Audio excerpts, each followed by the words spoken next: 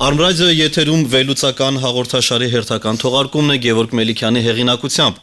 Բարև ձեզ։ Այսօր Արմրադիոյի տաղավարում հյուրընկալել եմ Հայաստանի Հանրապետության Սփյուռքի նախարարության համահայկական ծրագրերի վարչության պետ Ատոմ Մխիթարյանին։ Ատոմ, բարև ձեզ։ Բարև ձեզ։ Հայաստանը այս քանի օրերին նշում է հայոց բանակի կազմավորման 20-ամյակը, որի առթիվ նաև շնորհավորում եմ մեզ բոլորիս։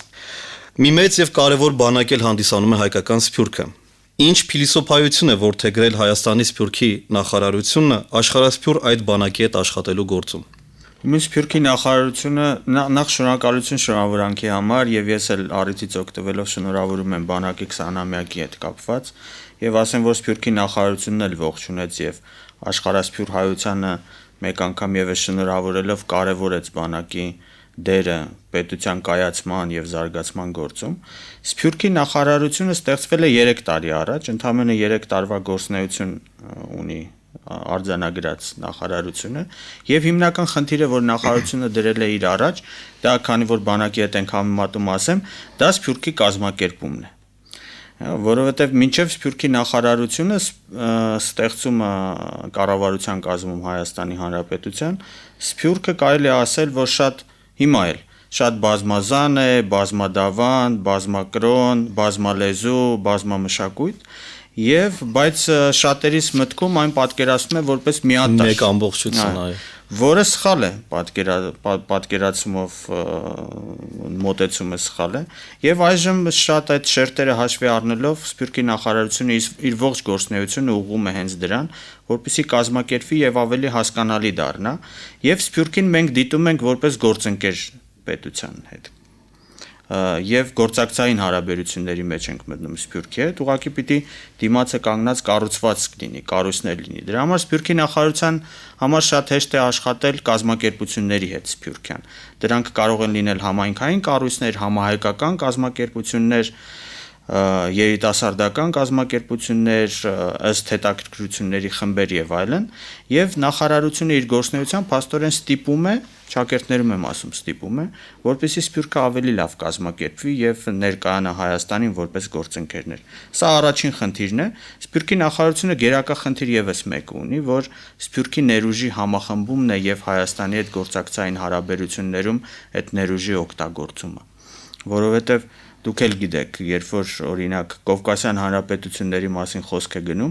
ասում են, որ Վրաստանի առավելությունը դա ծովն է, Ադրբեջանի նավթը, Հայաստանին ինչ է մնում է իր մարդկային ռեսուրսը, որի հիմնական մասը Սփյուռքում է, որտեղ ամբողջ ազգի 2/3-ը նույնիսկ ավելին ապրում է Սփյուռքում եւ մեզ մնում է շատ լավ օգտագործել այս ռեսուրսը, մարդկային ռեսուրսը եւ Սփյուռքի նախարարությունը կոչված է հենց դա անելու։ Ատոմ, բայց այդ դեպքում, երբ որ մենք ունենք ավելի շատ մեծ Սփյուռք դրսում, հայություն դրսում, քան ներսում, արդյոք սա մեր առավելությունը թե մեր թուլությունն է։ Գիտեք, Գևորգ ջան, դա փաստ է, որի հետ պիտի հաշվի նստենք եւ պիտի օգտագործենք սա որպես առավելություն, որովհետեւ իսկապես ասենք թե տեսեք վերջին իրադարձությունները եւ Ֆրանսիայի խորհրդարանի կողմից հայոց ցեղասպանության քրեականացման օրինագծի ընդունումը չենք կարող չասել, որ դա նաև Սփյուռքի մեծ ներդրումն է։ Եվ Սփյուռքի նախարարությունը հենց աշխատում է այն ուղղությամբ, որպեսզի առավելություն դառնա Սփյուռքը Հայաստանի համար, որովհետև շատ տարբեր կապերով մենք առնչվում ենք աշխարհի հետ հենց Սփյուռքի միջոցով եւ հատկապես մշակութային առումով հայաստանցիները կամ հայ ժողովրդի այն մասը, որ ապրում է հայրենի հողի վրա, առնչվում է աշխարհի հետ հենց Սփյուռքի միջոցով, որը հեշտացնում է մասնավորապես մշակութային, միջմշակութային հաղորդակցությունը, լեզուների խնդիր երբեմն առաջանում է հայաստանցիների մոտ, բայց Սփյուռքը մեզ օգնում է, ինչպես նաև արտաքին հարաբերությունների հարցում կազմակերպված Սփյուռքը հենց Հայաստանի Հանրապետության կողքին է։ Այնպես որ այդ առավելությունները մենք հաշվի առնելով պիտի հենց այդ ուղղությամբ աշխատանքներ տանենք, որպեսզի առավելությունը առավելապես ընդգծվի Հայաստանը։ Դուք նաև նշեցիք, որ Սփյուռքը, ինչպես որ մեզ բոլորիս հայտնի է, բավականին բազմաշերտ է, տարաբնույթ է, Շատ ճիշտ նշեցիք, եւ կրոնական առումով տարբերություններ կան, եւ քաղաքական մոտեցումներ, կուսակցական մոտեցումները, աշխարհագրական տարբերությունները, պատմական, որքանով է հեշտ աշխատել նման ոչ միատարր զանգվածի հետ, արդյոք արդյունավետ է, ինչպես է արդյունավետ դառնում աշխատանքը նախարարության կողմից։ Գիտեք, Սփյուռքի նախարարությունը աշխատելու համար ընտրել է փաստորեն տարբեր ուղիներ, եւ քանի որ դուք նշեցիք եւ ակնհայտ է, որ Սփյուռքը շատ բազմաշերտ է, մենք էլ ուրեմն տարբեր ձևերով ենք աշխատում Սփյուռքի հետ, մասնավորապես Սփյուռքի նախարարությունում ստեղծված են տարածաշրջանային վարչություններ, հաշվի առնելով տարածաշրջանային առանձնահատկությունները։ Ունենք օրինակ Եվրոպայի հայ համայնքների հետ կապերի, Ամերիկայի, Ավստրալիայի, Մերձավոր Արևելքի եւ ԱՊՀ երկրների հետ հայ համայնքների հետ կապերի վարչություններ, որոնք ուղղակի աշխատում են հաշվի առնելով օրինակ այն ընդհանրությունները, որ օրինակ կան ԱՊՀ տարածքում, մասնավորապես լեզուն, հիմնականում ավելի շատ կապեր Հայաստանի հետ, Մերձավոր Արևելքի դեպքում ավելի կազմակերպված համայնք եւ այլն։ Այս ամեն ինչը հաշվի առնելով ուրեմն տարածաշրջանային վարչությունները առանձին են աշխատում եւ բացի դրանից կան նաեւ վարչություններ Սփյուռքի նախարարությունում, որոնք համահայկական, մասնավորապես մեր վարչությունը համահայկական ծրագրերով է զբաղվում եւ այս ամեն ինչը փաստորեն խնդիր է դրված նաեւ ինչ որ ձև խառնելու իրար, միմյանց հետ փորձի փոխանակման, տեղեկատվության փոխանակման, համատեղ ինչ-որ ծրագրեր իրականացնելու համար եւ բազմաթիվ միջոցառումներ հենց Սփյուռքի նախարարության միտված են դրան։ Մասնավորապես այս տարի 2012 թվականին մենք Հայաստանում կազմակերպելու ենք Իմ Հայաստան համահայկական փառատոն, որը տևելու է, սկսվելու է ապրիլին եւ շարունակվելու է մինչեւ հոկտեմբեր։ Փառատոնի շրջանակներում տարբեր համայնքներից մենք հրավիրելու ենք Հայաստան պարախմբեր, երգչախմբեր, անհատ կատարողներ, ընդ որում նրանք հանդես են գալու համատեղ միջոցառումներով, համատեղ ակցիաներով եւ միմյանցից սովորելու են եւ իրար նաեւ տեղեկատվություն փոխանակելու հնարավորություն են ստանալու, գրողներին են հրավիրելու, լրագրողների եւ այլն։ Բացի դրանից Սփյուռքի նախարարությունը ունի նաեւ մամուլի զանգվածային լրատվամիջոցների հետ աշխատանքի ուրեմն հարցերը կարգավորող առանձին վարչություններ, որոնցից մասնավորապես մամուլի եւ տեղեկատվության վարչությունը հավաքում է ողջ տեղեկատվությունը, ունենք նաեւ էլեկտրոնային թերթ հայերն այսօր, որը ապահովում է փաստորեն այն տեղեկատվական դաշտը, որը ընդհանուր է, համահայկական է բոլորի համար։ Այսպես է ստացվել, այսինքն բազմաշերտ Սփյուռքի հետ պիտի աշխատենք նաեւ բազում խողովակներով, հնարավորություններով։ Դուք նշեցիք փառատոնների մասին, ծրագրեր, որոնք իրականացվում են Սփյուռքի ներկայացուցիչների հետ Հայաստանում եւ Հայաստանից դուրս։ Տարիներ առաջ, երբ նախագահ Սարգսյանը առաջարկեց ստեղծել նման նախարարություն, շատերը տարակուսում են, արդյոք այն չի կրկնելու Սփյուռքի նախարարության ֆունկցիաները, գործառույթները արդյոք նման չեն լինելու արտգործ նախարարության որոշ բաժինների գործառույթներին կամ մշակույթի նախարարությանը։ Տարիներ անցել են, 3 տարի, ինչպես որ դուք նշեցիք, արդյոք այդ տարակուսանքները փարատվել են այսօր։ Գիտեք, կարող եմ ասել այո, որովհետև Սփյուռքի նախարարությունը իր 3 տարվա գործունեության ընթացքում արեց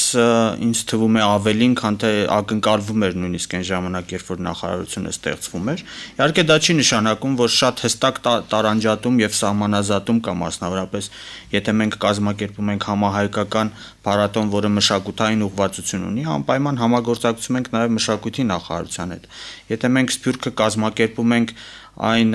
նպատակաուղղվածությամբ, որպեսզի ազդեն եւ լոբինգի հարցեր լուծեն տարբեր երկրներում, անպայման աշխատում ենք արտաքին գործերի նախարարության հետ։ Եթե մենք խոսում ենք հայապահպանության մասին, լեզվի պահպանության մասին եւ հայկական կրթօջախների մասին, որոնք գործում են Սփյուռքում 800-ից ավելին, մենք անպայման աշխատում ենք կրթության եւ գիտության նախարարության հետ։ Այսինքն Սփյուռքի նախարարությունը ապացուցեց իր գոյության կարեւորությունը եւ իր տեղը գտավ ինչպես կառավարության ներսում, որպես առանձին գերատեսչություն, որը զբաղվում է հատկապես Սփյուռքի հետ կապերի հարցերով, այնպես եւ ընդունվեց Սփյուռքի կողմից։ Տարածիորեն վերջերս Սփյուռքի նախարարությունը Միացյալ Նահանգներում ճանաչվեց որպես համահայկական տարվա կազմակերպություն որպես նախարարություն եւ շուտով կհանձնեն նաեւ այդ հավաստագիրը, այսինքն մարդիկ Սփյուռքում եւս հավատացին Հայաստանին եւ Սփյուռքի նախարարությունը դարձավ մի խողովակ Սփյուռքը հայրենիքին կապելու, հայրենիքը Սփյուռքին կապելու եւ փոխադարձ հարստացնելու ուղի։ Դուք աշխատում եք սփյուռքահայության հետ, որոնք խոսում են տարբեր լեզուներով։ Կան նման կարծիք, միգուցե սխալ կարծիք, ես կուզեի լսել ձեր մոտեցումը այս հարցում, որ Սփյուռքի նախարարությունում աշխատելու համար պարտադիր չի անգլերենի կամ այլ լեզուների իմացություն, արդյոք դա այդպես է։ Գիտեք, Գևորգ, Սփյուռքի նախարարությունը աշխատակազմը քաղաքացիական ծառայողներ են։ Եվ յուրաքանչյուր աշխատակից ունի նաև պաշտոնի անձնագիր, որտեղ գրվում է նրա հմտությունները, այն հմտությունները, կարողությունները, որոնք պիտի մարդը ունենա որպես քաղաքացիական ծառայող Սփյուռքի նախարարությունում աշխատելու համար։ Կարող եմ ասել, որ Սփյուռքի նախարարությունը դրականորեն տարբերվում է ուրիշ գերատեսչություններից, որովհետև այստեղ լեզուների խնդիր կարծես թե չկա, որովհետև բոլորը տիրապետում են 1-2 օտար լեզուների, հատկապես տարածաշրջանային վարչություններում աշխատում են մարդիկ, որոնք օրինակ տիրապետում են լեզուների, որով խոսում են հայության այդ հատվածները կամ այն երկրների լեզուներին, որտեղ հայերը շատ են ապրում, մասնավորապես ռուսերեն, արաբերեն, անգլերեն, եվրոպական լեզուներ, պարսկերեն եւ այլն։ Այնպես որ սա նաեւ լրացուցիչ առավելություն է մեզ համար։ Մենք համագործակցում ենք նաեւ, ասեմ, հետազոտական տարբեր կազմակերպությունների հետ ուսումնասիրելու, այո, ուսումնասիրելու նաեւ Սփյուռքի եւ դրսում եւ Հայաստանում, ուսումնասիրելու նաեւ Սփյուռքի ցանկությունները, կարիքները, պահանջները, որպեսզի քաղաքականությունը կառուցվի այնպես, որպեսզի հաշվի առնենք այդ կարիքներն ու պահանջները մարդկանց, որոնք մեզնից հեռու են։ Ուղղակի մի տարբերություն կա մեր նախարարության եւ ուրիշ գերատեսչությունների մեջ, որ մենք հրամայել չես կարող Սփյուռքին, հասկանու՞մ եք, ինքը անմիջապես մեր նախարարության ներքո չի գործում։ Մենք դրա համար ասում ենք, որ գործակցային հարաբերություններ ենք հաստատում Սփյուռքի հետ եւ ավելի շատ որպես գործընկեր ենք դիմում։ Ռադիոյի եթերում դուք լսում եք, իսկ այժմ էլ նաև հնարավորություն ունեք դիտելու վերլուծական հաղորդումը Գևորգ Մելիքյանի հեղինակությամբ։ Ռադիոյի տաղավարում այսօր ես հյուրընկալել եմ Հայաստանի Հանրապետության Սփյուռքի նախարարության համահայկական ծրագրերի վարչության պետ Ատոմ Մխիթարյանին։ Տարիներ շարունակ Սփյուռքի նախարարությունը, այսինքն սկսած օրվանից իրականացում է Արի տուն շատ հավակնոտ, բայց շատերի համար էլ ոչ այդքան իրատեսական ծրագիր է։ Որքանով է այս ծրագիրը եւ նրա վրա ծախսված գումարներն արդարացված։ Գեորգ ջան, ասեմ, որ Արի տուն ծրագիրը Սփյուռքի նախարարության այցեքարտն է դարձել, որովհետև մենք վերջերս նախարարությունում մեր վարչությունում ունեինք պրակտիկանտներ, որոնք տարբեր բուհերից գալիս են իրենց փորձառությունը կատարելագործվելու համար նախարարությունում եւ փոքրիկ հարցում նախաձեռնեցինք երիտասարդների ուժերով, հենց հանրապետության հրապարակում հարցրեցինք, թե օրինակ Սփյուռքի նախարարության մասին իրենց պատկերացումները, ինչ ծրագրեր գիտեն կամ ում են մոտավորապես ճանաչում եւ ամենահայտնի ծրագիրը, որ մարդիկ նշում էին, գրեթե բոլորը գիտեին, դա Արի տուն ծրագիրն է։ Բրենդն է դարձել այդպես։ Այո, Արի տուն ծրագիրը իր ուրեմն խորհրդանիշով եւ երիտասարդներով եւ իսկապես շատ օգտակար լավ ծրագիր է, ուղղակի մարդկանց մոտ նաև մի քիչ տարակուսանք կա, որովհետև մարդիկ Արի տուն ծրագիրը երբեմն շփոթում են հայրենադարձության հետ։ Եվ այս տարի կառավարության որոշմամբ մենք փոփոխություն կատարեցինք նաև վերնագրում եւ ամրագրեցինք ճանաչողական բառը, որովհետև ծրագիրը, ասեմ մեր նաև ռադիոլսողներին, ուղղված է ավելի շատ երիտասարդներին, պատանիներին, որոնք Հայաստան են գալիս ճանաչողական Թերևս նաև առաջին անգամ։ Այո, եւ նրանց հիմնական մասը գալիս է առաջին անգամ, որովհետեւ մենք նաև պայմաններ ունենք դրած Արի տուն ծրագրի առջև, որ մարդը երիտասարդը հայը, սփյուռքահայը, որը մասնակցում է մեկ անգամ ծրագրին, երկրորդ անգամ թույլ ենք տալիս 3 տարի հետո միայն մասնակցելու։ Այսինքն հնարավորություն ենք տալիս ավելի շատ երիտասարդների գալ Հայաստան եւ ծանոթանալ մեր բնաշխարհին, պատմաճարտարապետական հուշարձաններին, այցելել թանգարաններ, հանդիպումներ ունենալ պետական գործիչների, մշակույթի գործիչների հետ եւ այլն։ Ծրագիրը սկիզբ է առել 2009 թվականին եւ առաջին տարին Հայաստան է այցելել մոտ 300 երիտասարդ։ Երկրորդ տարին միանգամից կրկնապատկվել է թիվը եւ 600-ին մոտ երիտասարդ 2010 թվականին այցելեց Հայաստան 2011 թվականին հնարավորությունները մեր մի քիչ սահմանափակ էին, բայց կարողացանք 800-ից ավելի երիտասարդների ընդունել ամառվա 3 ամիսների ընթացքում։ Ցանկությունը ավելի մեծ է, որովհետև արձագանքն է մեծ եւ հնարավորություն է տալիս ծրագիրը մինչև 20 տարեկան երիտասարդների 2 շաբաթով լինել Հայաստանում եւ ծանոթանալ, ճանաչել հայրենիքը։ Դրանից հետո նրանք կորոշեն արդեն վերադառնալ հայրենիք, իրենց ուսումը շարունակել, ընդ որում ասեմ, որ նման օրինակներ եւս ունենք, երբ որ պատանիները դպրոցը ավարտելով Սփյուռքում իրենց կրթօջախները գալիս են Հայաստանում բուհերում սովորելու եւ հատուկ նաեւ ծրագիր ունենք Արիտան մասնակից երեխաներին, երիտասարդներին այցելություններ ենք կազմակերպում բուհեր, ծանոթացնում հայկական Հայաստանի կրթական համակարգին, նպատակ հետապնդելով նաև խրախուսել Հայաստանում կրթություն ստանալու հնարավորությունները։ Ունենք նաև որպես արդյունք ընտանիքներ տեղափոխված Հայաստան։ Երեխաները, որոնցից ասենք ընտանիքից քույր եղբայր մասնակցել են Արիտուն ծրագրին, հետո համոզել են իրենց ծնողներին եւ մի քանի ընտանիքներով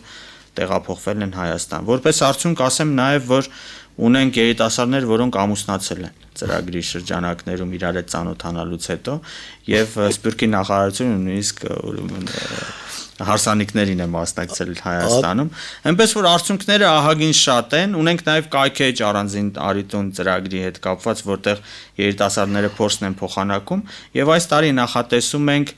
ավելի շատ երիտասարդներ հյուրընկալել։ Ծրագիրը սկսվելու է հունիսի 10-ին, շարունակվելու է մինչև սեպտեմբերի 1-ը։ Կտեսնենք։ Ատոմ որտեղից են այդ գումարները, արդյոք դա նախարարության բյուջեից է գնում, թե բարերարներն են, թե Սփյուռքը ինքն է կազմակերպում եւ հանգանակությունների կամ այլ միջոցների հաշվին ուղարկում այդ երիտասարդներին Հայաստան։ Շատ շնորհակալություն Գեորգի ջան հարցի համար, որովհետեւ շատերին իսկապես հետաքրքիր է այս հարցը եւ ասեմ, որ Արիտուն ծրագիրը դա իսկապես փոխգործակցությունից ծնված մի ծրագիր է։ Հիմնական բյուջետային հատկացումները անում է կառավարությունը, ընդ որում շատ ավելի քիչ, քան մարդիկ կարող են մտածել, որովհետև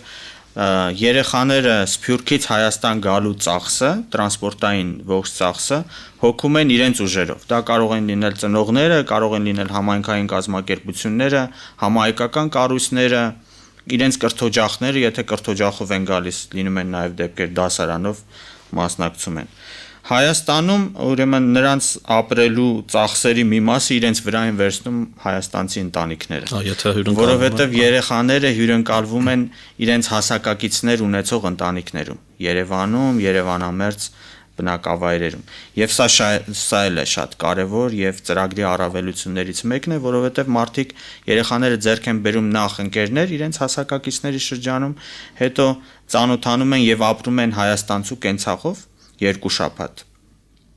տևողությամբ եւ կապվում են այդ ընտանիքների հետ, փոխայցելություններ են հետո լինում։ Բացի դրանից անցած տարվանից ավելացրել ենք նաեւ եւ այս տարի էլի գործի կդնենք ճամբարային հատվածը Արիտուն ծրագրի, երբ որ եւ հյուրընկալ ընտանիքների երեխաները եւ Սփյուռքից եկած ընտանիքների երեխաները միասին անցկացնում են 4-5 օր ճամբարում եւ ճամբարում նրանք ծանոթանում են հանդիպումներ են ունենում մշակութային, քաղաքական, պետական գործիչների հետ, դասեր են անցկացնում մասնավորապես հայրենագիտություն, լեզու են սովորում արագացված տեմպերով եւ այս ամեն ինչը փաստորեն եւ էքսկուրսիաներ են կազմակերպում ու արշավներ, հնարավորինս որպեսզի մերձենան երեխաները իրար հետ եւ կարողանան իրենց հայապահպանության հարցերը կարողանան լուծել տեղ։ Ատոմ, արդյոք չեք համարում, որ իրենց սպառելը մեկ ազգ մեկ մշակույթ կարգախոս է։ Համաձայն եմ եւ Սփյուռքի նախարարությունը եւս այդ կարծիքին է եւ այս պատճառով մեկ ազգ մեկ մշակույթ փառատոնը այս տարի վերանվանվեց Իմ Հայաստան փառատոնի եւ մի քիչ ձևաչափը փոխվելու է, փոխվեց ավելի շուտ կառավարության որոշմամբ եւ այս տարի մեկ ազգ մեկ մշակույթ էլ չի լինելու, իրականացնելու ենք Իմ Հայաստան համահայկական փառատոն։ Նույնիսկ մշակույթ բառը չենք դնում մեջը, որովհետեւ դա ավելի լայն է, քան մշակույթը։ Եվ իմ վերջին հարցը նավոյնս կարճ, արդյոք ժամանակի ընթացքում փոխվել է հայաստանցիների պատկերացումը սփյուռքահայության մասին եւ հակառակը սփյուռքահայերի պատկերացումը հայաստանցիների մասին միշտ եղել է Հայաստան-Սփյուռք կապը կարծեք թե բարեգործությունների մակարդակի վրա եւ Սփյուռքը դիտել են հաճախ միայն գումարներ ստանալու եւ Հայաստանը թերևս մեկ այլ բան սփյուռքահայության համար արդյոք փոփոխություն կա։ Կա, այդ ուղղությամբ դրական տեղաշարժեր կան, հատկապես այդ փոխայցելությունները, նաև Սփյուռքի նախարարությունը ունի գործողումների ծրագիր, երբ որ նախարարության աշխատակիցները լինում են Սփյուռքում, համայնքներում աշխատում են համայնքների հետ, շատ փոխվել է։ Իհարկե չենք ասում, որ անելիք այլևս չկա, որովհետև շատ մեծ անելիք կա հատկապես այդ պատկերացումների փոփոխության առումով, բայց նախարարության իրականացրած ծրագրերն ու փոխայցելությունները հատկապես դրան նպաստում են, ուղղակի մի օրինակ էլ ասեմ, անցած տարի սեպտեմբերին մենք կազմակերպեցինք համահայկական համաժողով Սփյուռքի